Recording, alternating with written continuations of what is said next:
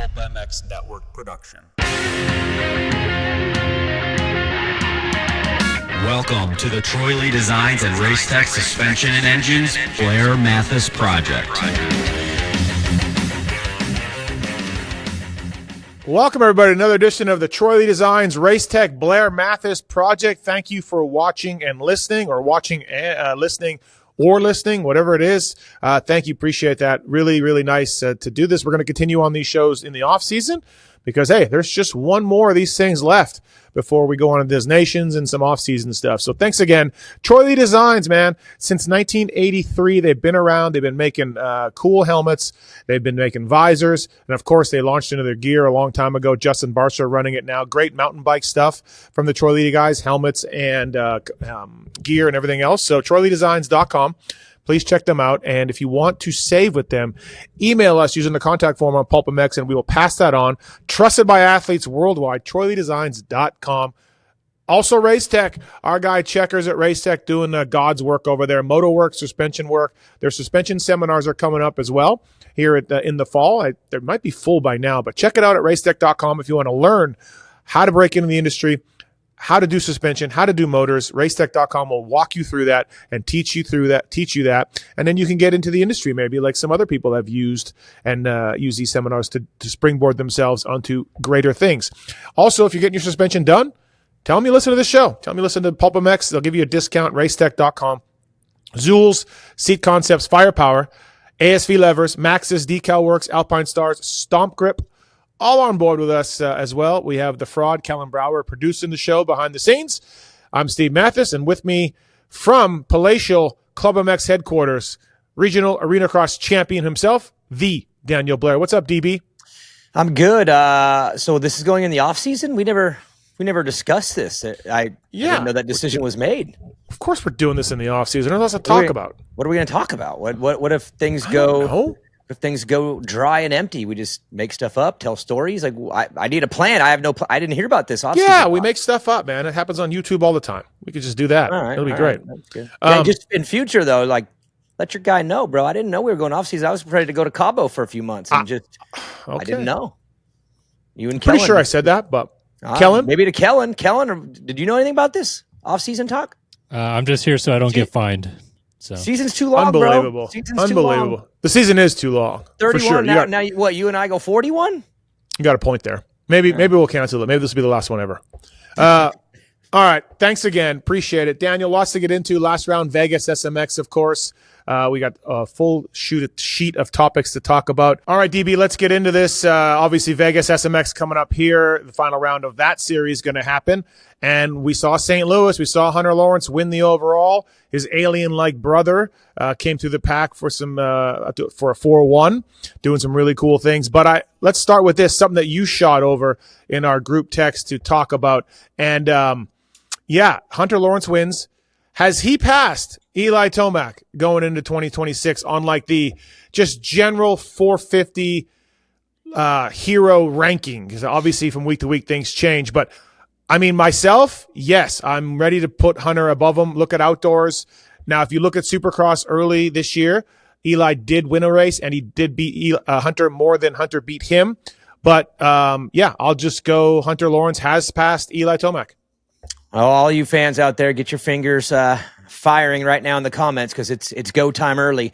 I think I'm with you. Now, I will preface it with this. I would like to see the month of January before I go all the way in because Hunter in Supercross, full Supercross, still hasn't really crossed into that elite zone yet. You know, like he's done in motocross, SMX, he's phenomenal 2 years in a row.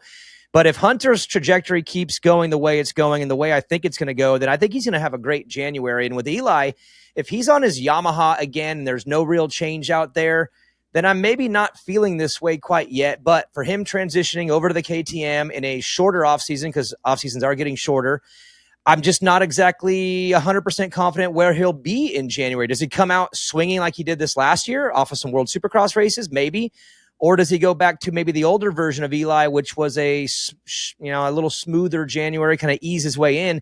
And if Hunter comes out firing and Eli's a little bit off in January, this thing's going to kind of flip on its head. So I think the conversation at least needs to happen. You're already there. I think I'm pretty close to seeing or being there too, just on what I saw in St. Louis. And I know there's no whoops and it was hybrid, but I mean, that was a spanking. Moto 1, he left him, and Moto 2, as Eli was catching Jett, Hunter was catching Eli.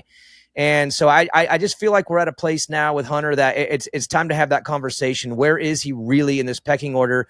And if the month of January is strong, I mean, I'm ready to probably move him past Eli. And depending on how Chase goes in January too, I mean, we could be looking at Hunter as the number 2 guy by the end of January, for real. Yeah, look, at the end of 2024, we didn't have Eli around, and Hunter was really good, getting on the box a bunch, looking really well, leading laps and all of that. Now, this year, 2025, Eli was better than him. Hunter had like 3/4 or 3/5 in a row, then got injured, so we never quite saw what Hunter could do in 2025 Supercross, but we did see outdoors, and we are seeing SMX. So, yeah, for me, and it's not a slam on Eli. It's just age in our sport is undefeated, right? I've said this over and over, and he'll be another year older and getting used to a new bike.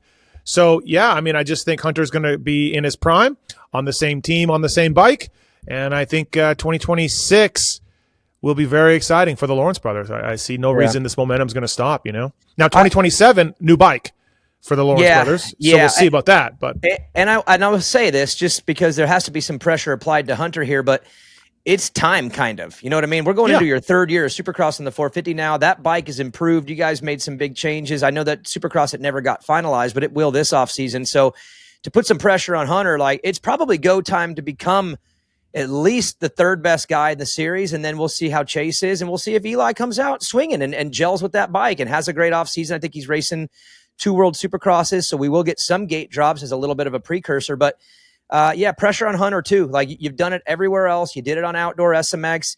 It's kind of time indoors to take the leap too, and passing Eli and getting up there and maybe passing Chase. It's in the timeline. It's kind of time to do it. So yeah, no, I agree. When you're looking at the contenders a little bit, the World Supercross stuff does help those guys. I think with Eli getting some, because he's not going to come into Anaheim without having raced the KTM. So that will help him with an adjustment, but I still think it's going to be a tough one. And look, the KTM guys, you just got to look at what's going on over here. They had a rider refuse to ride a second moto because of a bike issue. We had the same rider fade back to 10th in SMX and then make some fork changes and win the next one, which tells me, like, how far off were you guys? Holy shit. Like, did the suspension guy put the wrong valving in? Like, it's incredible that a fork change. He had 7.0 fork springs on accident in there or something. I don't know, man. Maybe he had sex and stuff in there. I have no idea how. I'm not doubting Tom Vial and saying that, hey, we made a change and I felt so much more comfortable. I'm just wondering, like, how could you guys miss the window by so damn much where the rider is literally giving up and going backwards? My point being, bring this around. I think we got to raise an eyebrow up at KTM right now with the shock problems they're having, with stuff going on behind the scenes, Chase leaving, Chase not happy, rear brake problems from Sexton. And I think we got to look at Tomac and how hard he is on motorcycles, how much he demands of motorcycles. The guy's an animal, right? The way he rides. So I think all of that has got to raise our eyebrow up at KTM's ability to get Tomac comfy right away. Yeah, and not only that, but you got to look at some mixed history here, because sometimes a rider will get on a new bike and that fresh life, that fresh atmosphere, that new motivation, and they come out firing before they even really know what's underneath them. Then there's other scenarios where a guy will come in and they don't feel comfy just yet because the transition to the new bike is a little bit weird and maybe it takes him a month. So it just depends on which Eli we get and what version of this transition do we get? Do we get a fired up, fresh guy who's just going to go for it? Or do we get someone who needs maybe a month? And Hunter is not going to, he's not going to have to worry about that. He's going right in on the 3rd year of a 450 on a bike that they've been getting better, you would think. And so that's why I paired those two up together. Chase would make this even more complicated if we wanted to go there. But between Hunter, the legend, Hunter, the aspiring legend, and Eli, the already legend, I think that's kind of a battle to watch next year in the month of January for those reasons. Yeah, look, we'll get into this more, but I still have Chase as, 1B to Jett Lawrence, even though he's going to be on Cowie. I think Chase mentally also is the one guy that is like, I can beat Jett Lawrence, and I think the other guys are like, I can't beat this alien kid. So we'll get more into that as we go in the off season, because there will be off season shows, people. Yeah, we will to be doing these. Find that out. Yeah, exactly. Okay, obviously, the kitchen Deegan thing, everyone's talking about it. We had Levi on the show Monday night. He did the JBAC show as well. Haven't heard from Hayden so much other than a made-up quote in a press release. We all saw that. Like, no one should be surprised. Hayden shouldn't be surprised what Levi did. And Levi, kind of towed the company line a little bit. Like, I saw an opening and I went for it across 14 ruts. But, yeah, I was fine with it. Like, I mean, even Levi took his own self out, which is not what you're supposed to do. As Ezra Lusk said on Monday at Pulp Show, like, you're not good at taking people out. And then Ezra said he was like going to show him how to take people out, which is hilarious. Yep. But yeah, what's your take on it, DB? Like, let us know what you're thinking. Agree with mostly all of that. I would say it was obvious that that's the first person he's ever taken out in his life. Maybe he should have went to the road to Supercross to Arena Cross and learned a thing or two from Hayes and Regal and all those guys, because they know how to do it. Here's a guy named Tyler Bowers. He's going to show you what to do. Yeah, and obviously Levi's never raced with Vince, so he hasn't learned anything there either. But no, you could tell it was a miscalculated attempt because he was actually on the ground before Hayden was on the ground. So it didn't work. But, with Hayden, he's so unbelievably him that it feels like it was easily accepted by most, unless you are a diehard Hayden fan. Everyone else was like, yep, because there's been so much aggression coming from his side at all these different places that it was kind of like, well, it was coming from somebody at some point. So, yep, there it is. Yeah. I think if Levi would have done that to Joe or to Thrasher, you would have been like, bro, what the heck? But for it being to Deegan, I think it gets accepted a little bit by everybody.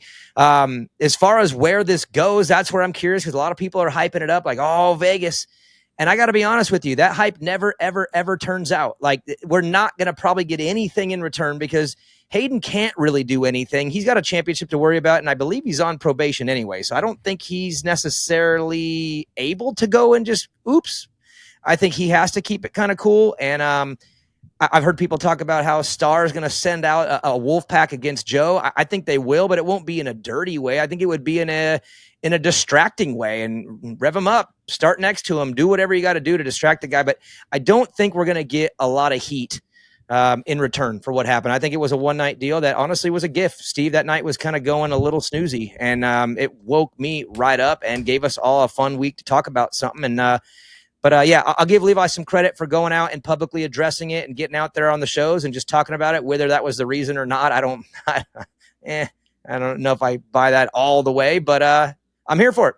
It made for a lot of fun. And again, he hit somebody that's thrown a lot out in one direction, and it got back to him in a way that we all were unexpecting. And it was kind of funny, to be honest. Yeah, I think you nailed everything there, DB.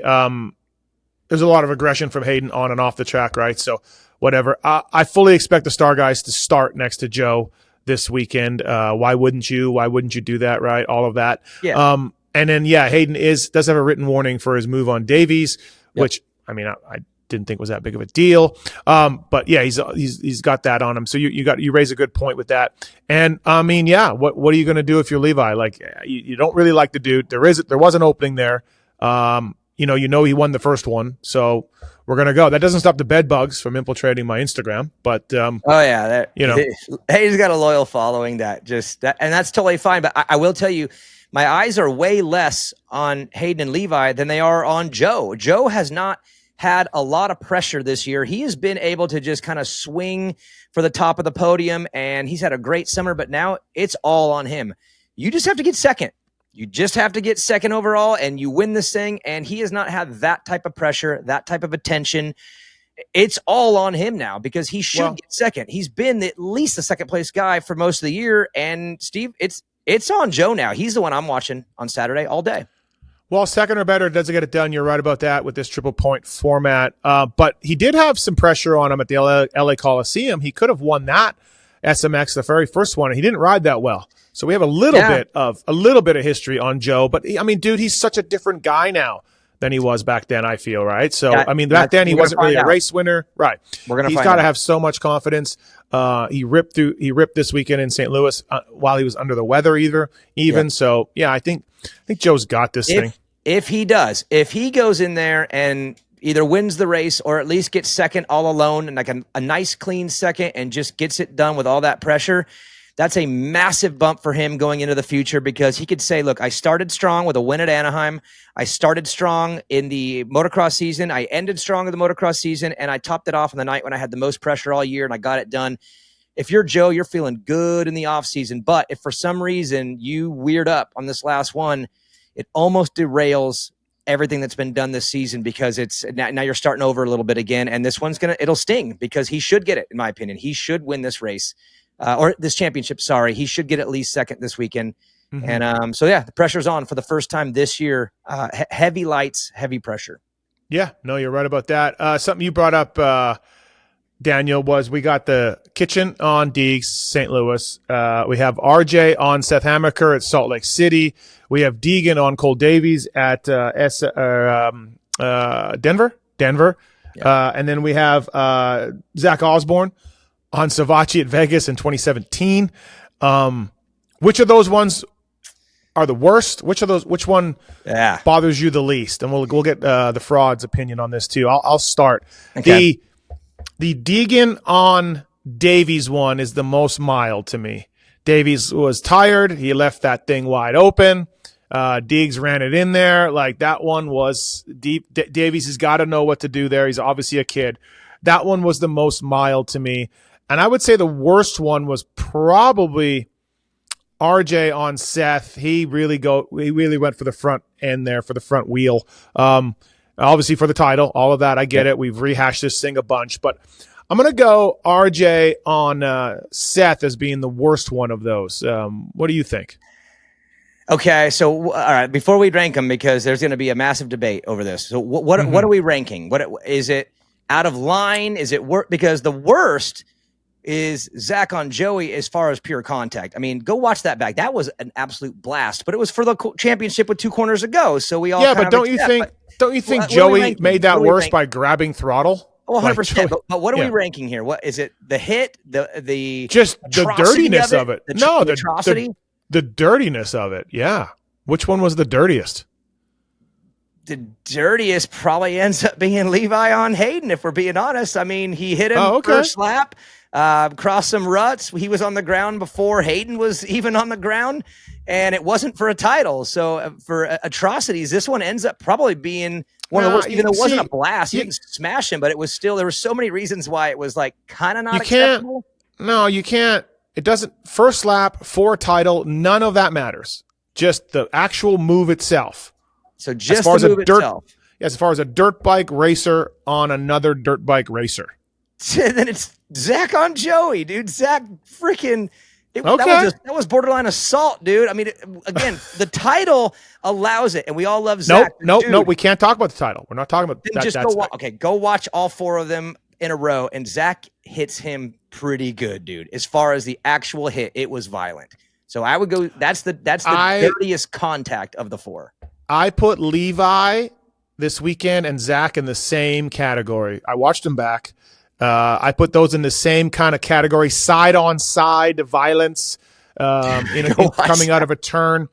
The RJ one to me was like, I'm going to get your front end. I'm going for your front wheel. So yeah. It was slower. The only reason why I just didn't think it was as fast, and it was so goofy looking how they fell. And to me, it was less violent, but I do at the same time, the rule was broken in that one too. And if RJ stays up, people are super pissed at him because everyone loves Seth, but he could walk away and go, oh, well, but him going down definitely made it worse for him, and Zach staying up saves it for him. But I would go, as far as hits go, the Zach hit was the worst. I'd probably go the RJ one next as far as the hit goes, then the Levi one, and then the Hayden on Cole one was honestly a bump and run. And I know some people are going to hate this for the Deegan haters out there, because those exist too. That was actually a pretty calculated, nice little bump. And honestly, it was probably one of the most perfect moves I've ever seen done. It just happened to be to the nicest guy ever that everyone loves. So that's the order I'll go as far as violence. Did you say that the Deegan on Davies was the mellowest? Mellowest. Yes. I think we can agree on that. We can agree on that. Mellow, calculated. It just happened to be somebody that not a lot of people like, who happened to hit the guy that everybody likes, and happened to be his teammate. And there was so much, and then he told everyone to suck it. So there was so much more around it, but the actual contact itself was very calculated and kind of soft. All right, Kellen, the producer of this fantastic show. How do you rank him, Kellen?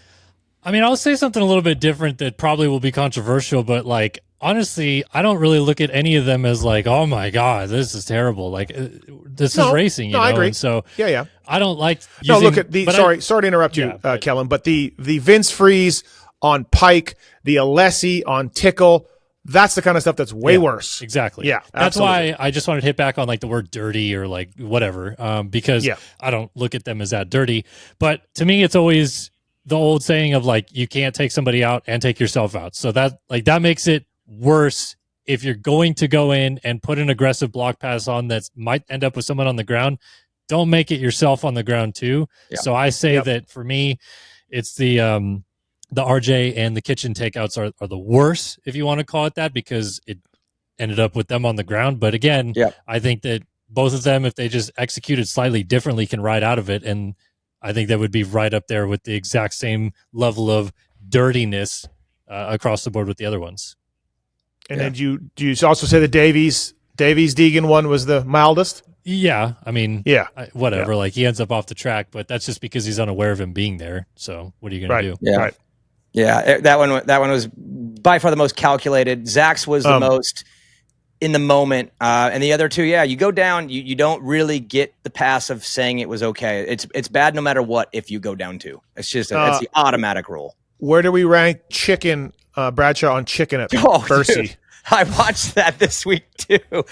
The worst of all. Well, yeah, the worst of all time. Close second, and I'm sorry, Jacob Hayes. I got to bring this up again and remind everybody. But go watch, go watch Ace Regal in Vegas Arena Cross. That's number 2 for me. But Chicken and Bradshaw. Oh my God! Now Bradshaw did fall off the back and got whiskey throttle. I really believe that. You can see him doing it. He didn't do that on purpose, but oh my God! Just watch Chicken's body, dude. When it hits. I mean, that was what Steve was trying to tee up at the regional this year. He just didn't get close enough. But Chicken hits the wall so bad. I watched that this week too. So that's number 1. Yeah, I think so. Speaking of number 1, ZoolsBagCo.com, Pulp25 code to save with Zool's Bag Co. Backpacks, roller travel bags, gear bags, and more. High quality, real world use functionality. There's just a couple of reasons why. Zool's sponsors Triumph and Phoenix Racing, of course. Whether you're traveling for work, pleasure, or hauling the kids, check out Zool's Bagco, ZULZBagco.com, Pulp25 code to save. DB has a Zool's backpack he uses. And Seat Concepts as well, Pulp25 code, same with them. Factory Beta, Phoenix Racing, Ampro, Yamaha, SLR Honda. They've been saving assets since 2009. The go-to brand for all things seat. Race 2.0 to the Comfort Series. Proprietary foam and handcrafted seat shapes will make your ass feel better. Seatconcepts.com. And also thanks to the folks at Maxxis Tires. Mitchell Harrison putting his Maxxis Tires into the mix in this SMX series. Good job to him and the PRMX team for Maxxis Tires. Great mountain bike tires as well. Developed by some guy named McGrath. Worked pretty well at Maxxis.com for more information on that. All right, Daniel. Well, on this very show last week, you ranted about Max Vohland and how good he's looking and how things are, going to go forward. And I agree, he had a nice season this year. And this is probably going to upset Kellen. But fake starts, man. The fake starts. Take your guy down. He's got an dislocated elbow, going to be out for a long time. You watch it back. Davies goes into Deegan. Deegan goes into Max. I'm not really blaming anybody here. It's just, I always just shake my head, man. We've seen more than a few crashes at these fake starts.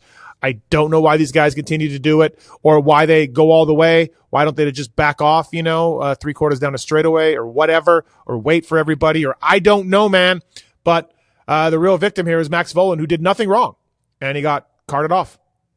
Yeah, total bummer, because the whole point of this season for him was to rebuild. You got to remember when he was on PC Cowie back in 24, he had that bad injury, and I mean, many people, I thought he would never race again. I mean, I couldn't believe it. I thought 21 years old, Max Vohland's going to be done. And for him to come back this year, obviously it was big for Club to take that gamble and take that chance. And it's been an awesome year, just giving him a chance to rebuild. And not only did he rebuild, but he had an awesome season, raced every single race, got back to number 20, which ties his lowest number ever from that Pro Circuit Cowie year. So it's been all just amazing. And then the fake start just gets him with a round and a half to go. And it's super unfortunate. Max's spirits have been good. He's actually been out helping me coach a little bit this week out at club, doing starts with some of the guys. He's in a sling, wearing no shirt, getting some sun, hanging around the property, and he's in a positive place. But it's a bummer to not get to finish off what has been the rebuild season for him as he goes into 26, which will be kind of his year to break back out and be back on track where he was. So total bummer. But on the fake starts, man, I understand the purpose of why these guys do it. They want to go and get a feeling for the first corner. They want to check and see if their starts are on lock. It's a test. But at the same time, we've seen too many of these now where I just don't feel like it's worth it. And what do you do? Do you tell these guys they can't do it? I mean, you kind of got to let them decide what they want to do, and they're all going to decide to do it. They're going to take the risk because that's what they do. But it really is not worth it. And it is a fake start. It's not real. It's not a real, it doesn't even give you the exact real feeling because not everyone's committed all the way, which is what happened. You saw a guy pull out, another guy pulls out. Next thing you know, elbow, boom. And it's like, it wasn't even the fakeness is what set everything off. If it was real, that would have never happened. So I don't know. What do you do, Steve? What do you tell your guys they can't do it, or do you put it on them to make the decision and then it's their risk that they take? I don't really know what the answer is there on what to tell your rider, because I understand their reasoning for wanting to do it too. There is a reason. So I don't know.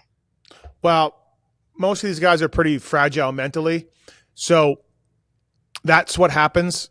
Like if you get a good start, you're like, yeah, awesome, I got it. Meanwhile, you have no idea who tried and who didn't, right? You don't know what's going on. Yeah. So, but you still take that. 8 picks aren't real. You still take that confidence that you got the fake start, I guess, and roll it forward. But I'm all for practicing your start mapping / start hook height / cheater starting blocks / cheater ECUs / cheater RPM lights, all of that. But just do it by yourself. Just do a start by yourself. Or why don't you do a start with your teammates? Just let the gate go. Let all the idiots do the fake start. And then you and your 2 or 3 teammates do a start right after, I'm with you. The most dangerous part of the race is the start. And these guys are electing to do more of them. What's all we hear from Triple Crowns? The starts are so dangerous. Now there's 3 of them, blah, blah, blah, blah. And then we got everybody doing fake starts. So it doesn't make a lot of sense. Yeah. Practice a start on your own, or practice it with another buddy. Have like a start buddy. Like, hey, are we start buddies? Yeah. Don't you have? Hey, when they all go, we'll lay back and then we'll do our own. Right. No. Or your teammates. If you look at SMX this weekend, Mitch has 4 guys on the gate. So it's 3 guys. The first turn. I think they want to feel the first turn at pace, which doesn't even make sense either, though, because you're not necessarily going to even be in the gate that you're in. So but I get the little bit of reason why you do it, but I do think it's not worth the risk investment. I don't. It's unbalanced, and so I wouldn't do it. I would never do it. I would let them all go, and I would wait until they got to a certain point, 2, 3, 2, 1, and then I would go just to check all my stuff and then lay out. But this happens a lot. I mean, I remember Jett and Anderson had it that one time. We've seen this now 20 times. So I don't know. No, for sure. Most importantly, Keller, how are you handling this? Yeah, I'm a glass house of emotions right now. I'm feeling terrible. No, I do want to actually speak to what you guys said though about what they should do. I mean, to me, the solution's obvious. Maybe it's not for everyone, but okay. So now MX Sports and Feld are working together. Great. MX Sports has an idea they're already doing for starts that to me works perfect for this. You just give them a 5-minute window, 2-minute window, whatever, to practice 2 or 3 starts. Everyone goes at different times. Maybe the ruts get chewed up a little bit more, but hey, that also separates racing later on because that rut outside of the gate maybe is shitty from someone starting terrible earlier in the day or whatever. So I just think you just do that right before qualifying every week, the second time through, drop the gate, give them a 2-minute window to practice 1 or 2 starts. You don't go with everybody, and then off we go. I got another one for you. We got our dude Starling down there now doing this run across the gate thing. Why is he not getting warm-up runs? Like, he should be getting warm-up runs and doing the old run across from 1 to 22. Brilliant. Yeah, stretch your hammies, John. Stretch your hammies. Where's his practice? Where's his time qualifying? He needs some practice runs. That way he's not going cold right into a night show, on television, main event, trip and fall. This dude needs his practice runs, and there you go. I like it. Yeah, it's brilliant. You're welcome. Also, Keller, does Max need surgery, or what are we doing? No. Okay. It was like All a right. clean dislocation, if that's what you want to call it. Yeah. The only thing he's struggling with right now is sleep. Trying to get to go to sleep and feel comfortable. So, No, I like Daniel's idea. All right, John, stretch it out. Let's do some of those. I don't know. There's just got to be a better way or a smarter way. And I would be furious if I'm a team manager and my $1 million rider gets hurt, just doing nothing off a fake start because of somebody else's mistake. And that didn't need to happen. And why are we doing that? Plus, like we talked about, not everybody's going full bore. And so then you back off and then maybe you hit his rear tire. There's just so many things that could go wrong that we've seen. That one happened from one guy backing out into the second guy, into the third, who then took out the other. I mean, that happened from backing out. That's what started it all. So, and that's why, again, it's so unreal and it's so risky and there's not enough gain. It just got to do something different. And if they can't, if the riders can't be smart themselves, then we got to, I don't know, dude, just let them do it. Free for all. Good luck, guys. But I don't know. It's Kellen, entertaining on race day live, I guess. Kellen, do you want them to show up Thursday like MXGPs to do these starts practices or no? You're fine with during the day? No, I'm totally fine with, I mean, shoot, whatever. Make it part of the first practice of the day or whatever. Like that's the first thing you do to start the day. I don't know, whatever. But I don't think I just don't think you have them all go at the same time. If you're going to have practice starts somehow segregated or whatever, I don't know. Even better, Steve, you're going to love this. Get rid of the stupid metal grates. That way, the first start they do is actually in heat race number 1 before anyone has the soil figured out. So you have to pre-figure out what the soil is, and it's a guess. And then you can actually challenge these riders in another way, which is pre-figuring out what the soil is like. Boom. 2 fixes in one shot. This is another race tech rant for another day, but and it's hilarious. I guarantee if you go back to old pulp shows, I'm yelling and screaming about how the sport needs to work together. MX Sports and Feld need to like each other, and also they need to listen to the teams more. Things like that. I guarantee you that's in the past. And I'm almost ready. I love the MX Sports Feld cooperation. That's great. It's a positive for the sport. But I'm almost ready to start ranting about stop listening to the teams. Because like from SMX Next to metal grates to start devices to everything, like I feel, and when I hear these things, I heard just last week from an industry guy that would know that the teams don't like being so uncomfortable with suspension settings, motocross, supercross in these SMX races. They don't like that. They don't like how Charlotte was so ruddy and outdoorsy, but yet you got a rhythm section. So yes, you need to listen to your partners, and the teams are your partners. I understand, but they're all self-serving. And I feel like now Feld, especially Feld, is bending over backwards, listening to the teams too much. There's too much going on. And this is one of them. We need a start. We need to try our bikes. Like, stop it, man. Like Daniel said, you get your start. It's called heat race. Otherwise, do it on a Wednesday at the test track. Figure it out. So they're all really good. Like I said, I can't believe I'm about to say it, but it's almost like they're listening to the teams too much and they're being like, okay, we'll allow you to do all this stuff. Okay, your bikes are too comfortable. We'll make it more of an outdoorsy in the future, like all of this stuff. So yeah. Tug of war. Yeah, exactly. Also, stompgrip.com, PulpMX 25 for 10% off at Stomp Grip. They've got, these are 3D gripped tape, help reduce arm pump, improve body positioning, and protect your plastics and frame. That's the most important, protecting your plastics and frame, let's face it. They've been designed in California since 1994, and they'll work out for you. They also have custom kits, and they have universal ones that you can cut out with scissors like you used to do back in the old day of my privateer days. But I'll tell you what I used to do, privateer mechanic. I used to go to Home Depot and buy tape for your decks. Like they would sell tape for your deck, wood deck. And I would buy that, all different colors, and then cut that out. I would have a cardboard template of my frame that I spent hours making, and then I would lay over this deck tape and cut it out to fit that. I don't need to do that anymore because Stomp Grip is there for us. PulpMX 25. Thank you, Stomp Grip. And Firepower parts as well. CleverMX guys using Firepower batteries, and they got great chains and loading ramps and stands as well. Their stands are really cool, actually. We give them away in PulpMX Fantasy, so I've seen those things. And Daniel's seen the loading ramps. I mean, he's kind of like the hamburger. He's the Hamburglar of the Southeast with Firepower loading ramps. Couldn't let it go. I had to keep it. It was so good. Yeah. All right. And TLD Race Tech, by the way, email us using the contact form on Pulp and we'll give you a code to save at Troy Lee Designs. I've got something cool coming from Troy Lee Designs. They're painting up a helmet for me, custom helmet. If you had told 16-year-old Steve Matthes that one day he will have a Troy Lee Designs custom helmet, he would have, as Trey Canard said, slapped him mama, because it's going to be cool. So, all right. Race Tech as well, racetech.com. Okay, some Prado stuff. Prado Corner. Wow. Here's kind of stuff that I've learned through media guys, through industry people, through stuff. Sources. I fully expect Prado to end up at Red Bull KTM. I will say that first for 2026. I fully expect them to be there. But behind the scenes, I've heard Monster and Cowie want him to pay to get out of the contract. And Monster doesn't want to lose him. I don't know why, but Monster doesn't want to lose him. Monster makes a lot of confusing decisions in this sport. Monster wants to lean him towards Tedder, KTM. They ride KTM. They're a Monster team. Ted Tedder over there, he's got tons of money. He doesn't care. So Monster's like, hey, can you go to Ted Tedder's team and ride a KTM? I've heard KTM is like, yeah, no factory parts over there. So sorry. And then Cowie and Monster want him to pay to leave. Again, I fully expect this to get resolved and he'll end up at 2026 Red Bull KTM.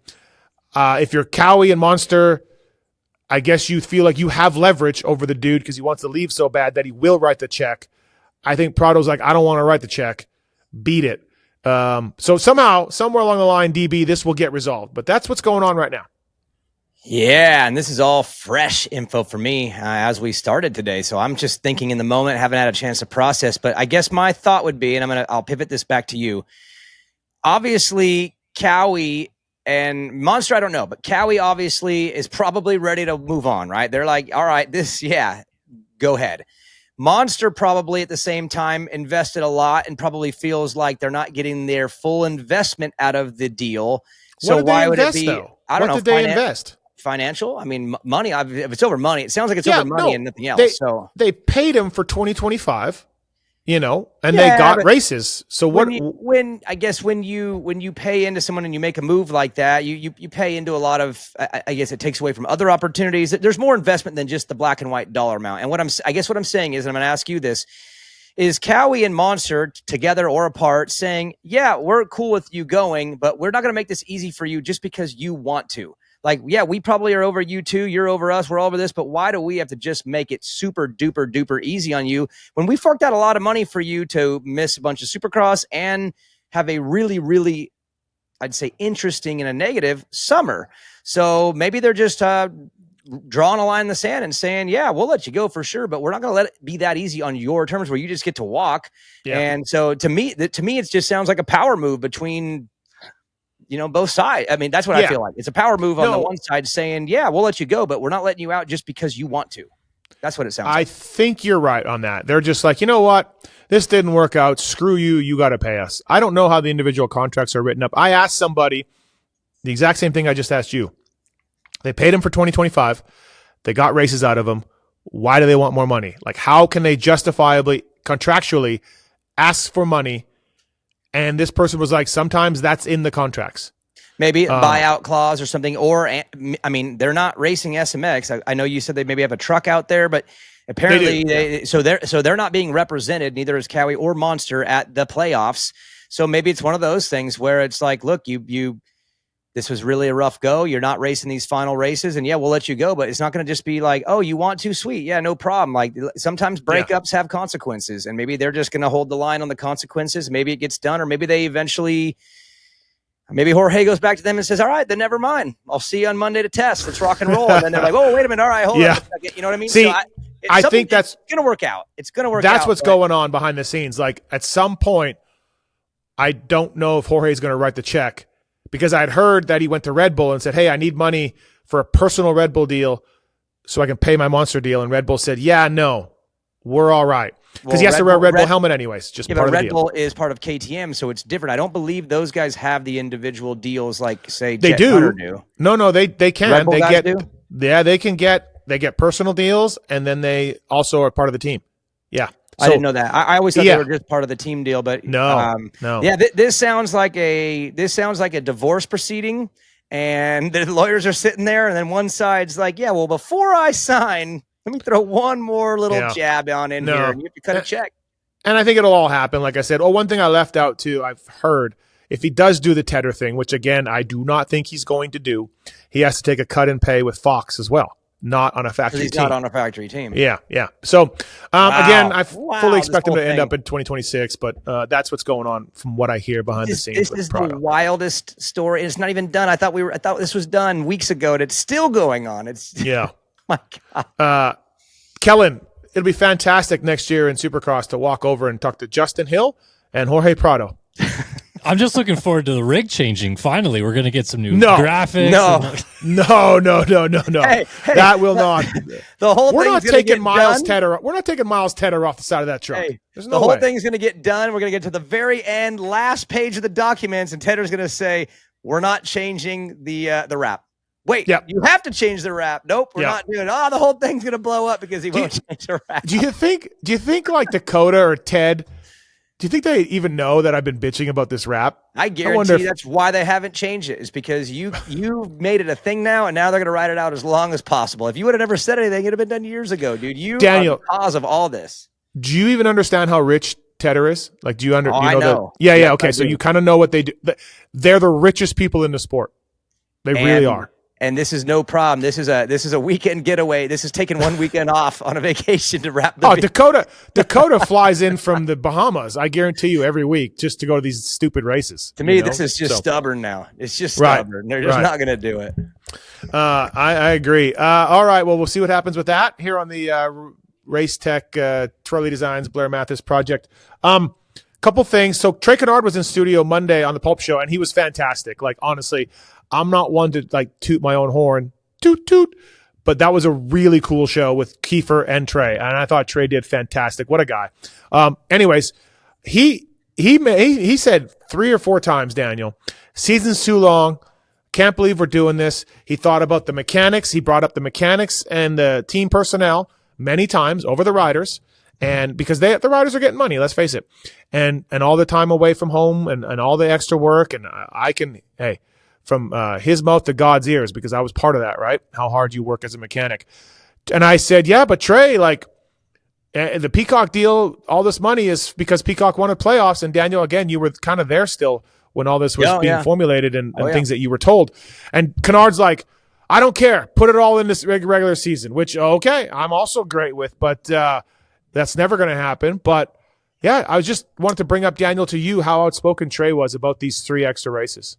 Well, first off, Trey is one of the raddest dudes in the sport forever. And he's not really out there a lot, so you don't get a lot of him. But whenever you do, he's always so good and honest and fair. And he has a way of expressing his honesty that makes a lot of sense, and it's so genuine, and it's not like aggressive. He's not throwing shade. He throws some very honest truth out in a way that's very respectful. So I'm a big Trey Canard fan. When I rode for Geico Honda as a fill-in, he was in his heights there, and he was so cool to me, and he didn't need to be. I was just on the bike for 6 weeks as a fill-in guy, and he was unbelievably out of his way to be a great person. So I just want to point out that this isn't new. He's been a forever good person.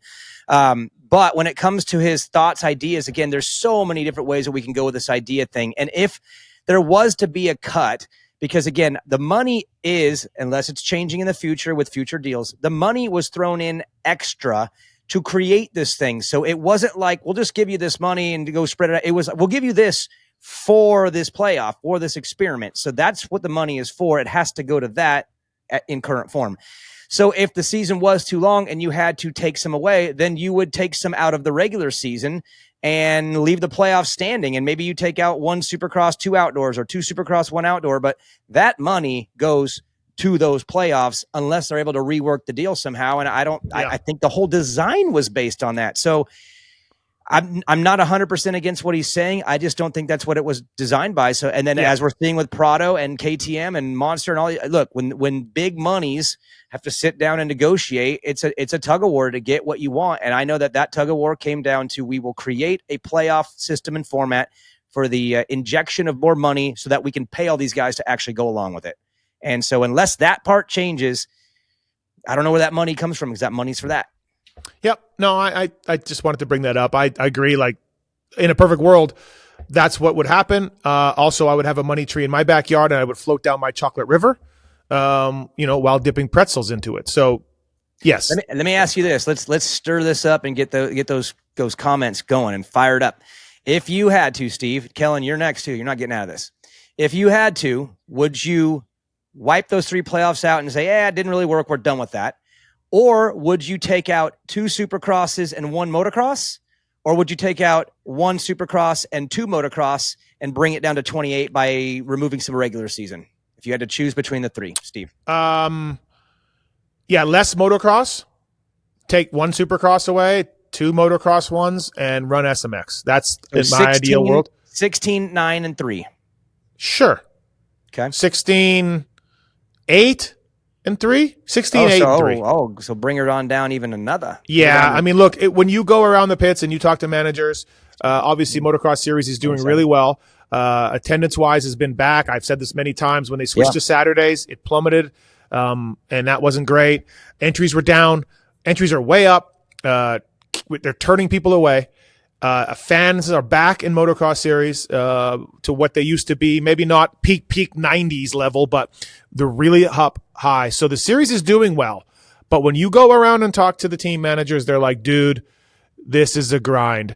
It's hot, long days, expensive to race, expensive to travel. Let's get rid of some outdoors. And that may not make MX Sports too happy that I said that, but that is the prevailing theory when I talk to teams around the pits. So if I got to go with Daniel Blair's thing, I'm only eliminating 3 though. You're taking away 3. 1 Supercross, two motocross, and then still run SMX, but bump everything up earlier. Don't run SMX in the same 3 weeks in September. Bump everything earlier. And then obviously still work on fixing SMX because you're not saying it's a finished product. It's not. Daniel, you may be amazed here. I couldn't quite figure out. Maybe you heard me say this, Daniel. I couldn't quite figure out why in the hell St. Louis Dome in the middle of September for an SMX race. Like, what? Wait, what? It's literally the only time we've been there. It's a dome. It doesn't follow any of the regular traditional SMXs that we've had for 2 years. But Daniel, guess what? There's a Monster Jam this week in St. Louis. Oh, there we go. There we go. Cheap rent. After the fact. That's why. So I found it strange from the start. And now we know. That's crazy because I didn't. I have loved it, and I did listen to the review show. I know the turnout wasn't spectacular. I totally get it. And JT's point on college football is right. That is a real thing. But okay, hold on. On the college football front, why was Charlotte so good? Charlotte had a great attendance. I believe Charlotte's market is way more thirsty for racing. I think it's a great market. The Carolinas, you get some Tennessee, some Virginia. And then hopefully there's not a college football fan out there that's going to jump me over this, but outside of Clemson, I don't really know of any other really powerhouses in the area. I mean, I know North Carolina's gotten better. I get it, but I don't think that the Charlotte market necessarily has a powerful team in that market outside of Clemson, which is an hour and 45 minutes away. So I got my dog problem here, but So good to know. That's what I would do. What about the fraud? I think that what they should do is go back to 16 Supercrosses, cut another outdoors to 10, get this thing down to the 29 races it used to be, and keep the 3 SMX races. So I know you wanted me to get rid of 3, but I think if you just tell the teams, hey, we used to have 29 races, 17 Supercrosses, 12 outdoors, we're just going to go back to 29, that's fine. But have only 1 off week in Supercross for Easter or whatever it is, end it right before May or like maybe the first weekend of May, and then start like it used to. Yep. Then start outdoors 2 weeks before the end of May. So you get 2 races in May, have 1 less off week in outdoors, and try to get done before Loretta's, and then do the playoffs in August and maybe end on like Labor Day weekend. So you have a holiday weekend where the finals are, and then we're out of here way earlier. Okay. The only thing with that, Mr. Fraud, is that hurts the MXDN.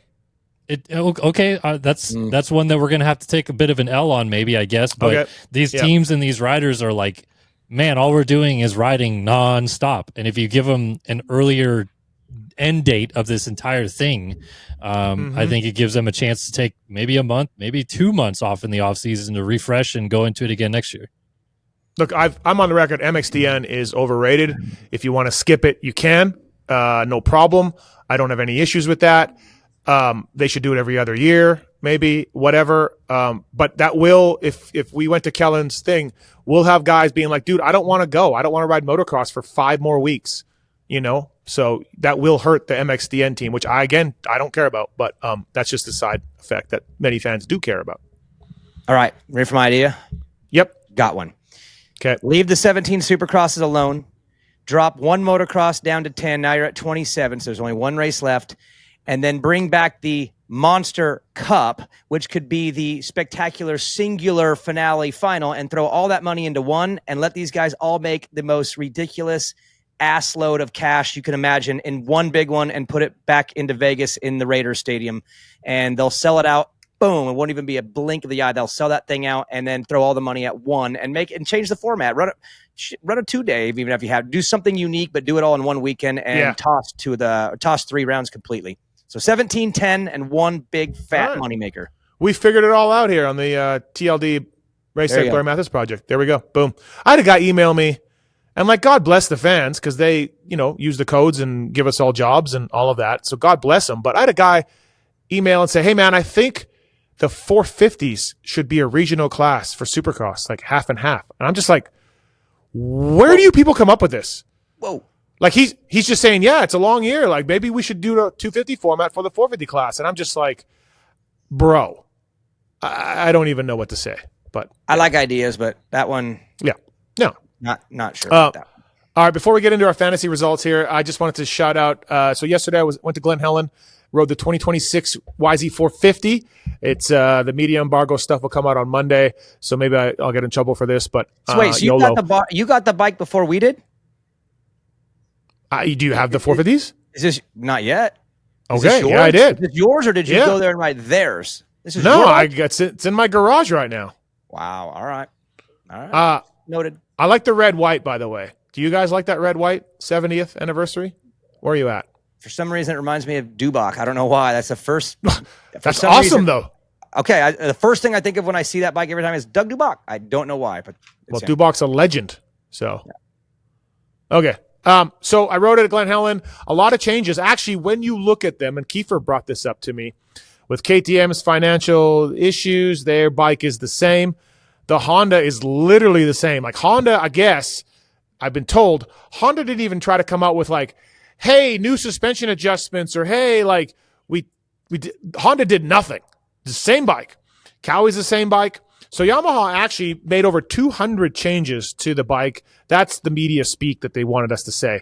Who knows how much it really is impactful. Now, so they had to, they're a little pissed because they came out with an exhaust that was AMA legal for the new sound limits that didn't get passed. Thanks AMA for that. So in order to help the muffled muffler, they opened up the intake. They opened up the airbox a little bit, tried to get some of that power back. It's noticeably quieter than it used to be back in the day. I love the 2022 motor, very tractable. They lost that when they went to the 23 chassis. They made the motor a little bit more of a two-strokey feel. They brought some of that 2022 tractability back with this new bike. I think they increased the flywheel. It does vibrate a little more, so maybe that's with the flywheel because that's one of the side effects of that. So the motor to me is better than before, just because it's more tractable. And honestly, though, like Kiefer's going on and on about these damn frame changes. Man, I'm not good enough to notice. Like I rode GH and it's like, whatever. GH was GH. I would have liked to run the fork a little bit higher than what I did. I never got around to changing it to help me get the insides down a little bit. I did like the Travis Preston map in the bike. He developed a map for it that is a little better than stock, so I like that. Kiefer's a better rider where he could carry his corner speed enough where he liked the stock map a little better. I like the TP map because it helps me accelerate a little harder because I'm not that good of a rider. And I got the red white edition, and it's pretty damn sweet. So good job, Yamaha.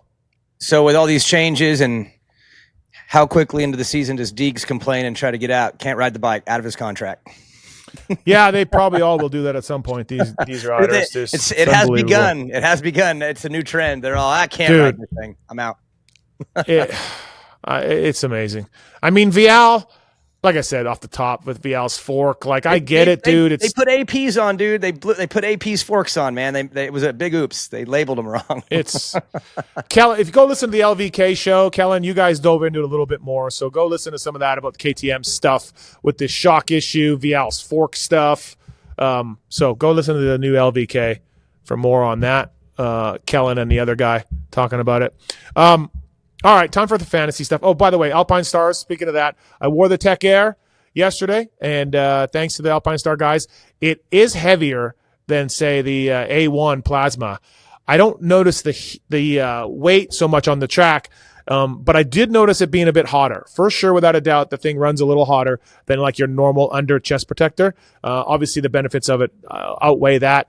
Blows up and saves you from a potential crash. No incidents with me out there on the track, so I can safely say that I didn't test it. But yeah, I got the Tech Air chest protector, and it's really, really cool. So good job, Alpine Stars, on that. Appreciate those guys sending it. And then ASV and Decal Works?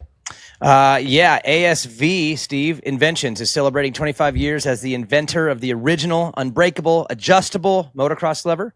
All three of those. The latest colorway of the EMIG Pro Pack Plus is now available in red, white, and blue. There you go, Steve. For your new Yamaha, red, white, and blue, the EMIG Pro Pack Plus from ASV. And that would fit in. That would fit in with my new citizenship too. Oh, that's right. Congratulations. Yeah. So I would be able to get all of that. Can the fans still tell you to go back to Canada? Is that still allowed? Tough day for those guys. Tough day for you people. Condolences to all of the get back to Canada, you fat loser. Condolences to you people. Okay, so they can still say it, but now it doesn't mean anything. Right. But this is one more. I mean, when Trump runs for the third term, this will be a vote against him. So Nevada got one. Good job. Yep, Nevada got one. We are a battleground state. That's true. ASV, they are now accepting racer support sponsorship applications. Everyone listen to this too, because this is really big. For 2026 for amateurs and pro, go to hookit.com and mxsponsor.com to apply for sponsorship. They are a super, super good sponsorship company for amateur racers. So look into those sites, and their products are tested, used by AMA pro racers, and you can check out the latest ASV EMIG Pro Pack Plus, the colorway at asvinventions.com. Use the code PulpMX in all caps for 20% off. And then, of course, from beginners to seasoned vets, race teams, project builds, and magazine tests, Decal Works' mission is to cater to those who love to ride, upholding the true definition of quality, service, and knowledge. Visit decalmx.com and use the promo code PulpMX25 to get 20% off your custom graphics. And Steve, from what you're saying, you're going to have big old red, white, and blue American flag graphics done on your new bike, I hear. No, I'm not one of those guys. Like, even like in Canada growing up, like obviously the Canadians all have Canadian flags everywhere, right? Just like any country that you're proud of and you grow. I'm just not. So you're not a flag guy no matter what. I'm not a flag guy. I just not for me. Like, I'm too cynical about the government and all that kind of stuff to do that. But if you want to do it, that's cool. I don't care, but it's just not for me. We'll see. We'll see when you're wearing red, white, and blue flag gear and a red, white, and bike, and it looks so good. And then everyone all you fans out there, just let Steve have it. Red, white, and blue, baby. He's all American now. I wore the red, white, and blue fly stuff, the 2024 stuff at the UK for that Fox Hill race on a blue Yamaha 2-stroke. And dude, it did look pretty good. My boots were red, white, and blue. It did look really sweet. I will say the American anthem is bitchin', way better than a Canadian one. The American flag is bitchin'. It's way better than a Canadian one. Like, as far as rankings of flags, still like the Union Jack the best. But I would say American flag is right up there. Canadian flag is somewhere around mid-pack. And also, I did want to say this. I know I'm a Yamaha ambassador, so I know it's the bike of the year, but I have to balance all of the stuff I said with maybe one negative on the new bike. What? Yamaha so I had the GYTR Brembo hydraulic clutch on my bike for 2 years, and I loved it. I'm a hydraulic clutch guy. Thought it was great. Then I put a Recluse in and got it even better. Well, Yamaha went to a Nissan hydraulic clutch system standard on the 26. And I don't like it as much. It's a little too. Eli left. No wonder Eli left. It was. It's a little too on-off, and it's harder to pull. So I just want to balance my bike of the year talk with that. So okay. All right. Fantasy picks. God damn it, Blair.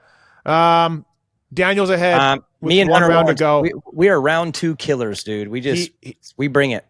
He is 10 up on me now because so we actually had, if this hadn't happened to both of us, I was coming in hot on the fraud because I had Max Voland and the damn fake start got me. Mm-hmm. He didn't even race. But DB had Faulkner, who put his leg out. I heard it's a bad deal with the knee, and he didn't race. So we both lost the guy. Mm-hmm. And I had Roxon. I said 5th. He got 4th. I was off by 1. Ty Masterpool, he's been riding well at these things, but I looked at the gate position, and I looked at kind of like the track, more super crossy than, what he should be good at. Had to go to the wild card. Yeah, all of that. That's what I meant by gate position. Like no matter how good he does, he gets a shitty gate pick. And so I went with the 12th, and he got 4th. Good job, Ty. So I was off by 8. Wow. And DB, Hampshire, 6th. You correctly predicted his 6th. And then Max Anstey, you said 7th. He got 9th. So it was 9-2. You pulled 7 up on me. You were up 3. Now you're up 10. I need a miracle here, Kellen. Wait, did we double point? Did we get double points too, Kellen? I was going to say also to clarify, it wasn't 9-2. It was 18-4 at that round. Yeah. So wait, I was ahead after the first round? Yes. Yeah. Double points got you. Okay. Yes, triple points. We're triple points now. So I was kind of down in the dumps here, but I forgot about the triple point format. So I'm back. You're good. This will be no problem. Yeah, I'm good. You're back. Yeah, go ahead. You and I are the same gap, I think, as Joe and Hayden. You going to start some shit with me this week? Yeah, qualifying absolutely. in one of the motos? Okay. Yeah. All right. You are back, and we're also going to throw another curveball for the finale. We're going to really roll the dice with you guys. KTM Juniors. We're going to pick KTM Juniors. You have to pick a wild card in both classes for the finale. All right. So, okay. And we can't pick who we've picked already? You cannot pick who you've picked before. So off limits is Shock, Bloss, Masterpool, and Anstey. Not available. Okay. All right, so let's jump into it. We'll lead off with Steve because he is doing the chasing this week, and your 450 selection is Hunter Lawrence. What? Second. It's like the safest pick of all time. Yeah. Kellen. Thanks, Fraud. Thank you, buddy. And Do I get Jett? We'll flip it over and ask Cole Davies in 250s. Ooh, that's a little spicier. But he won Futures last year. He won there last year. He was great. He beat a bunch of kids last year. Let's go 4th. 4th, and then again, because you're doing the chasing, you get to pick your wild cards first. So 250 wild card. 250 wild card. Can I go Anstey? No, they're off limits. Okay. Who's off limits? Sorry. Anstey and Masterpool off limits. Okay. Hold on. How about the guy that won the LCQ this week? Would you like him? Oh, hey, come on, bro. No,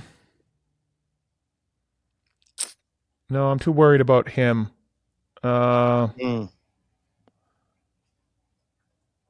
I think Bennick's he's too up and down. Can't do that. I really want Masterpool or Anstey. You cannot have them. Okay, then I'll go. Then I'll go Bennick. All right, and where's he finishing? Bennick gets a 9th. 9th, and then your 450 wild card, Cody Shock and Who's Benny off? Bloss are not available. Okay, I will go Mitchell Oldenburg, and I will go 12. All right. DV sounds stressed. All right, DV. How about Chase Sexton this week? Oh, that's great. Thank you, Kellen. Love myself some Kellen Brower. What a guy. Start your systems, everybody. StartYourSystems.com. Geez, man. Let's go 3. 3rd for Sexton? Or 13th. Yeah, well, it depends on if he cares this week. No, I don't even know if that's fair to say, but I don't feel great about it. That should be the easiest pick of all time, but I'll go 3 just out of hope that he just is normal this weekend.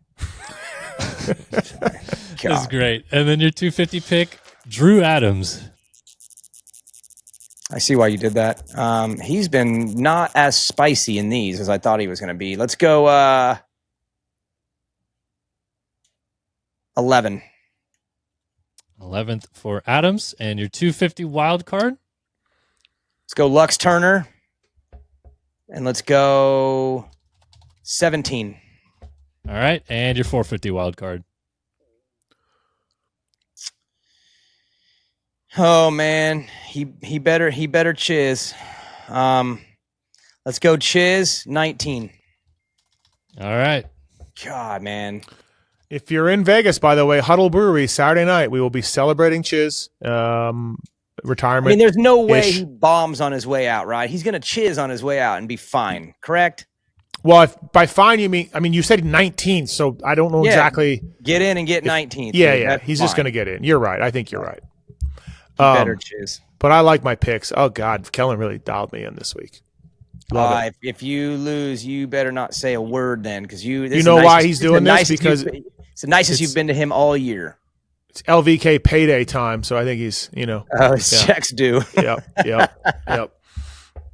All right, everybody. TLD, Race Tech, Zool, Seat Concepts, Firepower, Maxxis, ASV Levers, Decal Works, Stomp Grip, Alpine Stars, all on board with the show. Appreciate this. And like I said, are we doing one next week, like sort of a wrap up?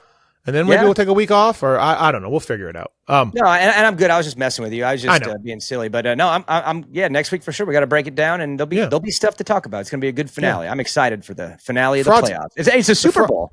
It's the Super Bowl. Fraud's got nothing to do anyways. He's not doing anything. Hey, Kellen, are you going to Destinations? No.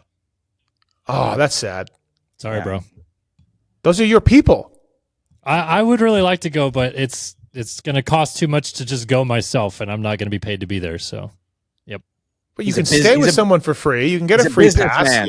You got miles. You got miles. Just use your miles. Like, you're fine. No, we're saving miles because we like to actually take family vacations.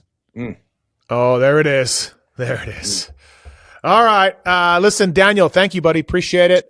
Sorry to hear about Max Voland. Oh, you too, Kellen. Sorry about Max. Yep. Get me his address. I'll send him some flowers and some chocolate or something, because he did not do anything to deserve what he's, that's elbow issue he's got right now. Poor Max. Yep. So yeah, thanks everybody for watching and listening. Appreciate it.